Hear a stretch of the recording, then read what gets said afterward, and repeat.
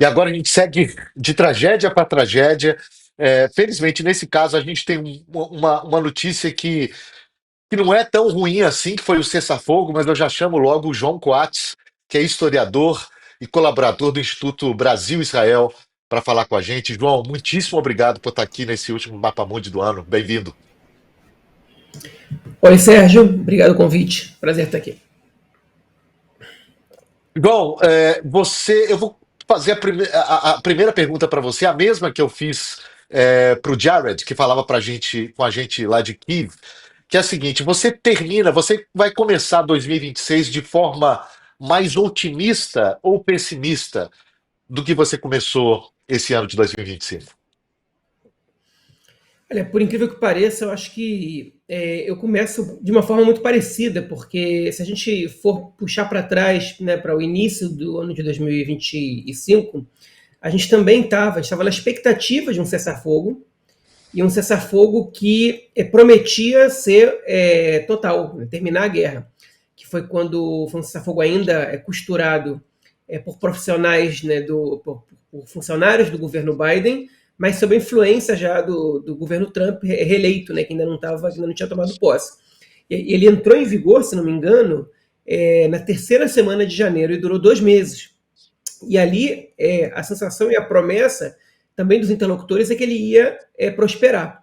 E no final das contas ele não prosperou, né, e depois de 2 meses a gente teve o retorno do conflito, e talvez da forma mais cruel desde o seu princípio, pelo menos no que tem a ver com os palestinos, né, para a população israelense nada foi igual, nada se aproxima do que foi o 7 de outubro, mas também quando cessaram a entrada de ajuda humanitária na faixa de Gaza, a gente viu aquelas imagens horríveis de crianças morrendo de fome. Então, naquele momento, no começo do ano, antes disso, essa sensação era de otimismo, de fim do conflito. E agora, eu acho que a gente está com a mesma sensação, porque ninguém pode garantir que algo de bom vai acontecer, de que esse cessar-fogo vai perdurar de fato a longo prazo, mas a princípio a gente está nessa situação e a gente espera que ela pelo menos permaneça da forma que está. Pois é, tem inclusive uma pesquisa do Instituto de Democracia de Israel, é, feita agora em novembro, que mostra que 71% dos israelenses acreditam que as hostilidades vão recomeçar com Hezbollah no Líbano, 69% acham que vai ter mais problema, mais guerra com o Irã, e 53% dizendo que a luta vai começar em Gaza, inclusive, contra o Hamas. Existe esse sentimento na sociedade israelense de que, ok, o cessar-fogo, na verdade, é uma pausa temporária numa guerra que continua? A população israelense, foi prometida à população israelense durante todo esse período, pelo governo israelense, no caso, que a guerra só terminaria quando o Hamas fosse de fato derrotado. E o Hamas não foi de fato derrotado, né? Os palestinos sofreram um golpe muito duro, enfim, mas o Hamas, como força política em Gaza, ainda é o poder. Pelo menos nos 47% da faixa de Gaza, que não tem hoje a presença do exército israelense. E a gente não vê o Hamas sendo desarmado, a gente não vê o Hamas caminhando nessa direção, a gente não vê os interlocutores fazendo um esforço para pressionar o Hamas para esse lado. Então a população israelense, quando ela diz que acredita que as hostilidades vão recomeçar, é porque acreditam que existe um trabalho a ser terminado, e que não foi, né, nessa direção.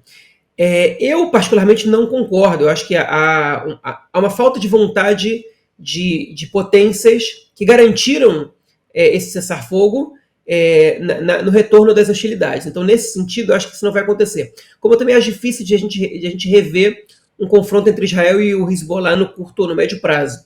Até também pelo enfraquecimento do Hezbollah e pela falta de vontade também da própria população libanesa, do governo libanês, de que as hostilidades retornem. Com relação ao Irã, a situação é um pouco diferente, porque o Irã não sai tão enfraquecido, obviamente, quanto esses dois grupos, quanto o Hezbollah e o Hamas, e a gente sabe que o Irã ele não tem tantos impedimentos para se rearmar quanto o Hezbollah e o Hamas. Israel não pode interceder nas fronteiras iranianas como pode nas do Líbano, com a Síria e nas do Hamas, principalmente, com o Egito ou a fronteira marítima.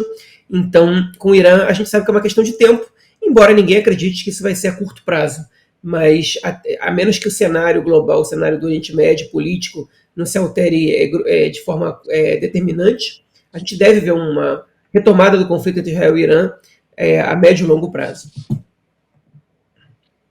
Teve uma das cenas, uma das cenas que marcaram esse ano nesse conflito, a gente vai mostrar agora, que foi justamente a volta dos reféns para Israel, né? Algo que talvez essa aí fosse o ponto de maior concordância, né? Não tem israelense ali que não quisesse a volta dos reféns para casa. Essa, na verdade, é uma outra cena que a gente ia mostrar, mas a gente pode voltar, inclusive, nessa, essa também foi uma cena muito grave de um ataque ao hospital Nasser, no sul da faixa de Gaza, que provocou a morte ali de 3, 4 jornalistas, se não me engano.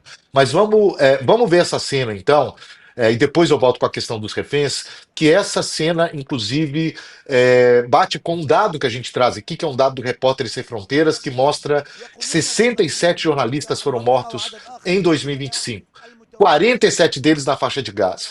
Né? E nesse episódio aí, que foi o pior ataque, 5 jornalistas morreram, inclusive jornalistas da AP, que são duas agências internacionais, a AP e a Reuters.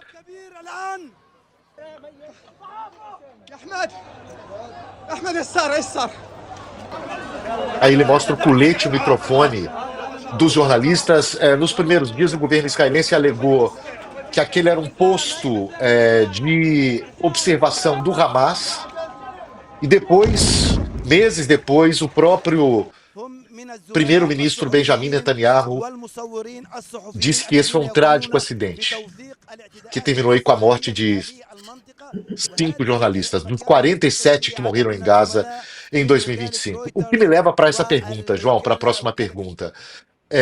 Quais são as chances de sobrevivência política de Benjamin Netanyahu? A gente sabe que o índice de aprovação dele foi variando muito aí, dependendo do momento da guerra.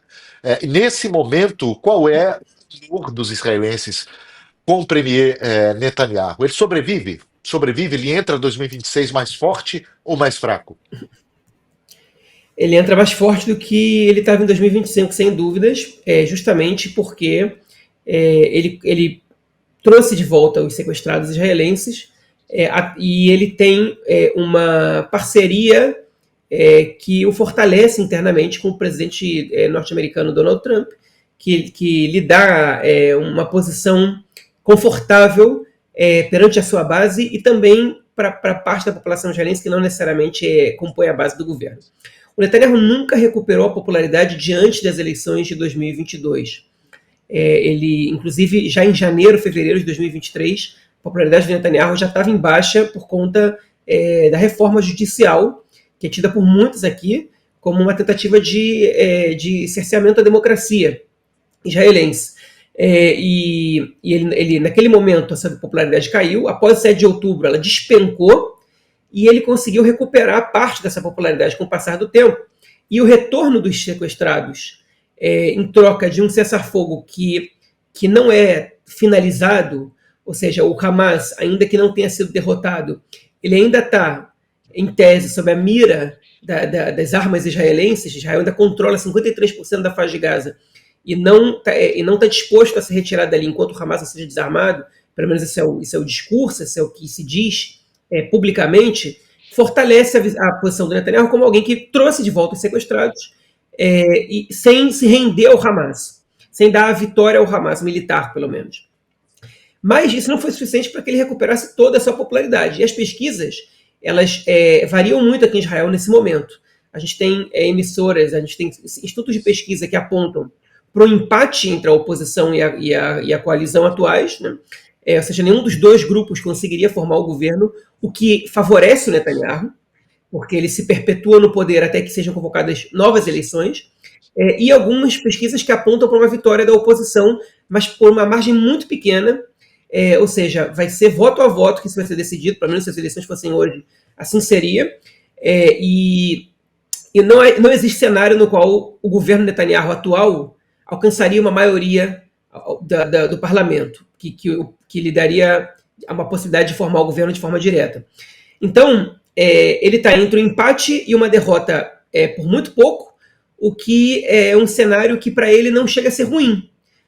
Mas enquanto ele não tiver segurança de que ele tem condições de vencer, ou que ele certamente não perderá as eleições, a gente dificilmente vai ver eleições antecipadas.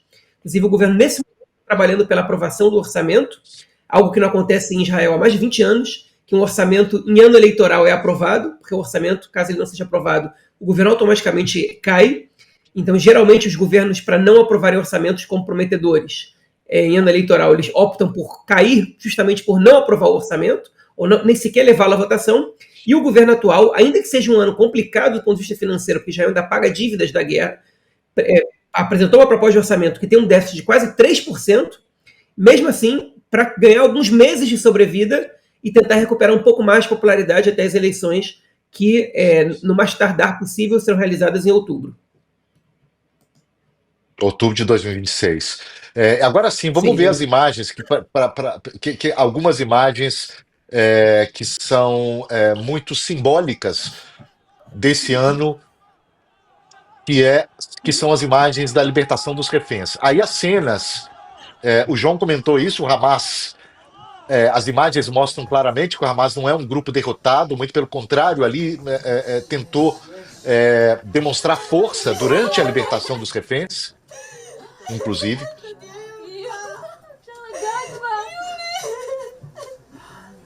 Aí os momentos emocionantes de pessoas que não se viam, em alguns casos, há mais de 2 anos.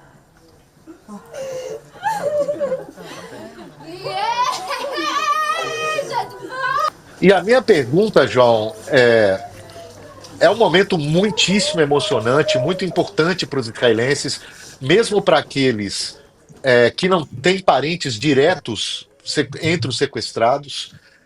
A minha pergunta é o seguinte: os israelenses estão preparados, como sociedade, para uma conversa, para uma aproximação com os palestinos, para uma sobrevivência, digamos, mais civilizada do que ela é hoje?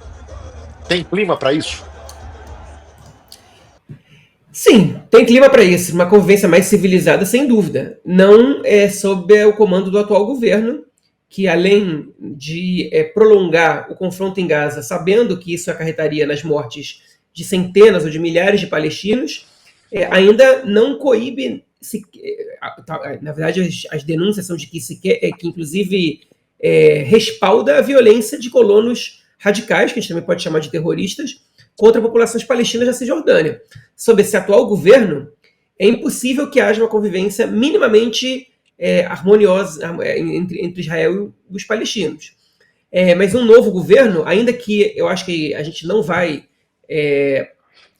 ver partindo nenhuma iniciativa de um possível novo governo israelense em prol de um acordo de paz e da criação de um Estado palestino nos próximos tempos, se isso acontecer, né, abrindo um parênteses, será por muita pressão internacional, não por uma iniciativa de um governo israelense potencialmente de centro-esquerda que pudesse ser eleito, porque no momento isso é uma questão que é um tabu na sociedade israelense, mas uma convivência mais harmoniosa ela é possível, uma convivência com menos violência, é uma convivência que a gente retorne mais ou menos ao patamar, na Cisjordânia pelo menos, de antes de 2023, e na faixa de Gaza, bom, não tem como a gente retornar a nenhum patamar, porque a faixa de Gaza é difícil a gente entender o que vai acontecer lá agora, daqui a uma semana, daqui a 2 semanas. O Donald Trump promete que a segunda fase do cessar-fogo está prestes a entrar em vigor, mas a gente não tem informação nenhuma sobre o que isso significa, sobre quem vai governar Gaza, sobre que forças militares vão cuidar desse suposto desarmamento do Hamas. Então a gente não sabe exatamente pelo que esperar. Mas qualquer coisa que não seja o retorno do conflito em Gaza... Tem alguém em sã consciência que acredita nessa questão do desarmamento do Hamas? Que o próprio grupo, mesmo na primeira fase do acordo, já disse que não vai se desarmar. Né? Agora o Trump diz que esses atores internacionais que ele quer colocar na faixa de Gaza seriam os responsáveis pelo desarmamento do Hamas, que já sinalizou que isso não vai acontecer. Né? Tem alguém aí que acredita que isso é possível, João? A parte da população acredita que isso é possível e acredita que isso precisa acontecer. Entre a liderança, não sei dizer se é parte de um discurso cínico ou não. O que se fala em Israel é que o que é possível acontecer é que o Hamas se desarme do seu armamento pesado.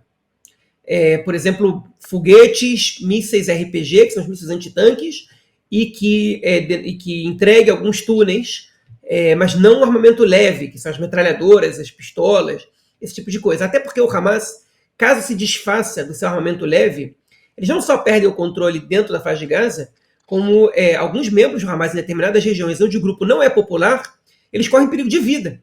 Então eles precisam estar armados para poder garantir a sua sobrevivência, não só política, como física. Então o desarmamento total do Hamas é um fato que não vai acontecer, isso é claro para todo mundo. Um desarmamento do Hamas que faça o grupo abrir mão, talvez, do armamento pesado. Há forças aqui que dizem que esse é de fato o plano.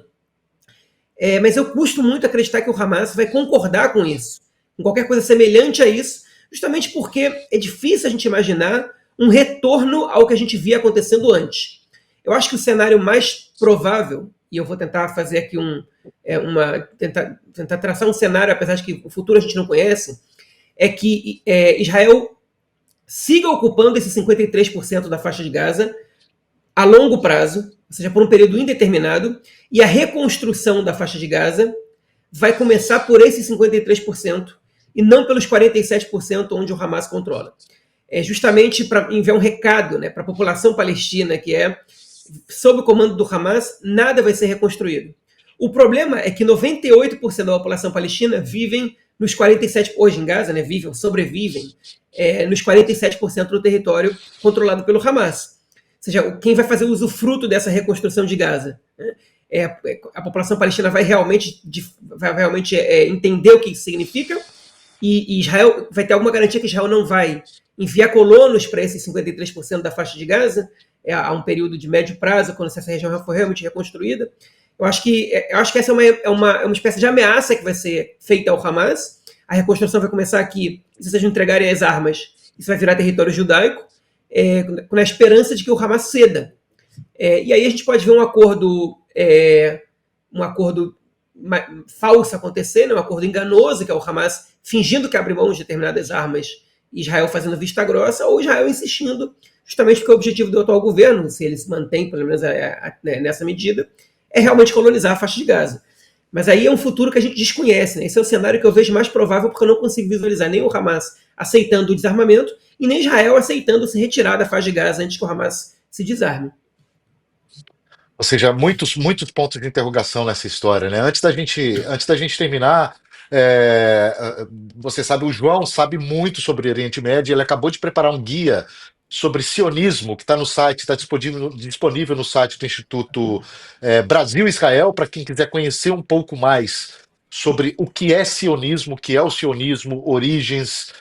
Tem todo um contexto ali para quem quiser conhecer um pouco mais, e o João é uma ótima fonte para nos ajudar a entender um pouco mais essa história. Aí você vê esse guia que está disponível no site do Instituto Brasil Israel. João, te agradeço demais pela parceria em 2025, pelas muitas vezes que você nos atendeu aqui no Mapa Mundi, e te desejo um ótimo 2026, se Deus quiser, com boas notícias aí no Oriente Médio. Obrigado mesmo.